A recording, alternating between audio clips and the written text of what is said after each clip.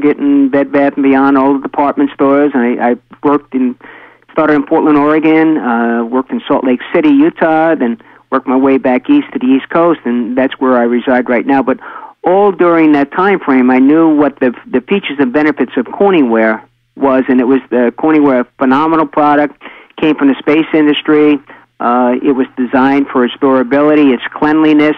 But the one thing about Corningware that did not bode well for cooking on top of the stove, it's a glass ceramic, so it was designed for ease of cleanup and its attractiveness, but it was not a product that would work well on top of the stove. Food would stick. It didn't have very good thermal properties. It was designed for this in the science industry to actually reflect heat.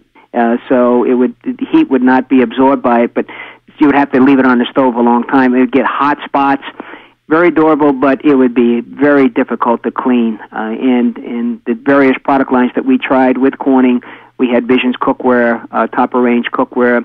You could see through it. It looked really cool, but the food just would not cook very well. And so eventually, back in around 2000 or so, they stopped making Corningware. Corningware was sold to a company called World Kitchen, and they had this great manufacturing facility in Martinsburg, West Virginia, fabulous, one of the finest manufacturing facilities in the United States. Well, the company decided to close that factory and have the product made, well, they thought they were going to have it made in China, but they couldn't because it was they could not make that same material, pyroceramic material, in China. So they ended up making the product out of stoneware, lost all of the Corningware properties. And when that happened, when that took place, I was with another company at that time, and I said, you know what? There's an opportunity for me if I can find a company that can make a material that will go on top of the stove and cook food like Corningware wanted to cook. And that was in 2004. And I had another company that I had a partner that we were having products, various different types of houseware product made in China for various customers in the United States. And in 2004, I was introduced to a gentleman who had this new ceramic material, and I was introduced to him, and then we worked together for about 3 years back and forth. I had to go back and forth to China, and vice versa, and it took about 3 to 4 years to develop that material so it would meet the standards that we had in place here in the United States. And then in 2008, we formed the Ceramcor company, another new company, and that's when we launched our product, started selling that product directly to the consumers online, and now I'm glad to say we're still in business, and our company is growing because of there's a consumer out there that I think is just ready to appreciate the features and benefits of this ceramic material versus what metal cookware would do. So it's been a 23-year experience with Corning, and then another 10 years on my own, working with various other ceramic companies in bringing various products from China, and I was blessed to have this gentleman contact me and built this business. Having had experience in the manufacturing challenges and bringing products to market for my company, I know for a fact you've been through a huge learning curve and series of challenges with having to figure out what is going to be the right ceramic material, all these aspects to making it work. But my question to you is the following. I know that your products are made in China, and I know that there are a lot of good products made in China, and that there's also, both in reality and perceptually, there's also problems with a lot of products that are made in China. In this particular case, I think it would be very helpful to the audience to know how you went about your due diligence to make sure that the ceramic material that is used there is what, in fact, you're saying it is. Tell us how you did it. Okay, that's an excellent group of questions, and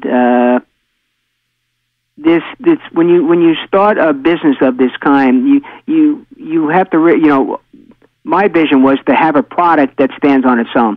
The company is not about me. The company is about the product, and the brand is Xtrema. So we wanted to make sure that we had a product that actually stands by itself and is not inherent on any public endorsements by anybody or any chef, because the brand is going to sustain itself a lot longer than I am. So when we investigated having this product made, the finest place in the world where ceramics are made, the longest history in the world of ceramic manufacturing is in mainland China. It goes back 5,000 to 8,000 years.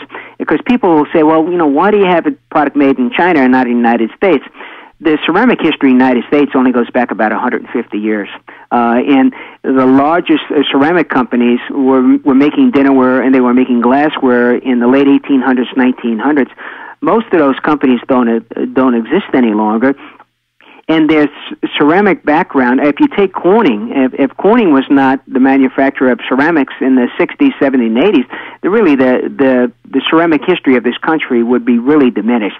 So when it came time to make this particular product, we said, you know what, this has to be made in China because, first of all, that's where they make the finest ceramics.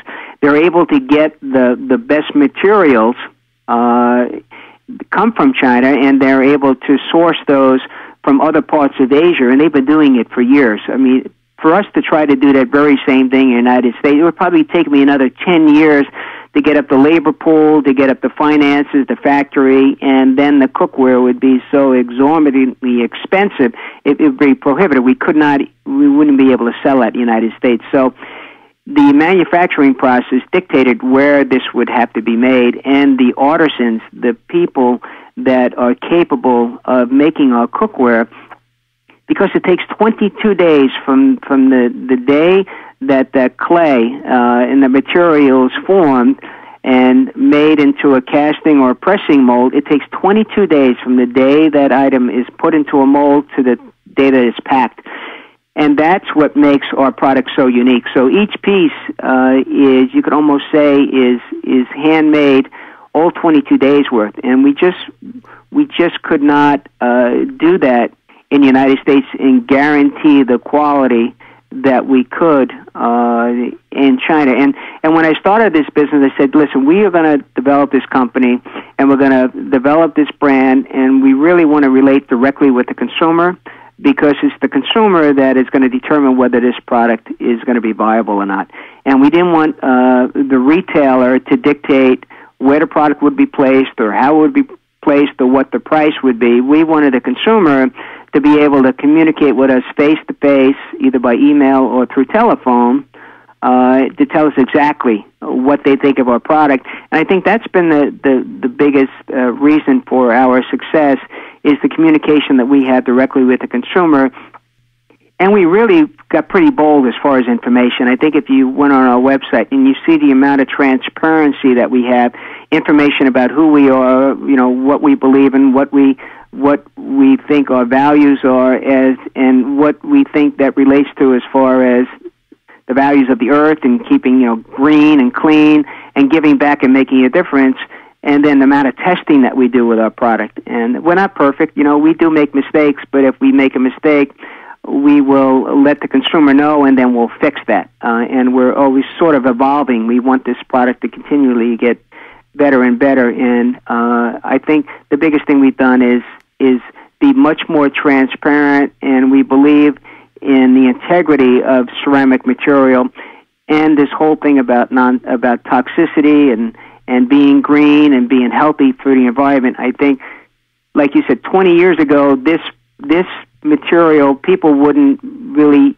understand it, but I think as the economy has become a global world economy, we understand what the United States is in relationship to China, what it is into Europe, and just like the financial market is very global and interwoven, I think that's how we want our business to be the same way. And this whole thing with green and the environment, it's all interwoven. So if there's a volcano in Iceland or in Japan or something tragic, it affects all of us, where 20 years ago that would not be the case. How do you maintain a quality control from here with your Taiwan partners that the ceramic material, that there's no shortcuts going on? Do you have a process or a protocol? Yes. What? Yep, we have just like in any manufacturing facility that's in the United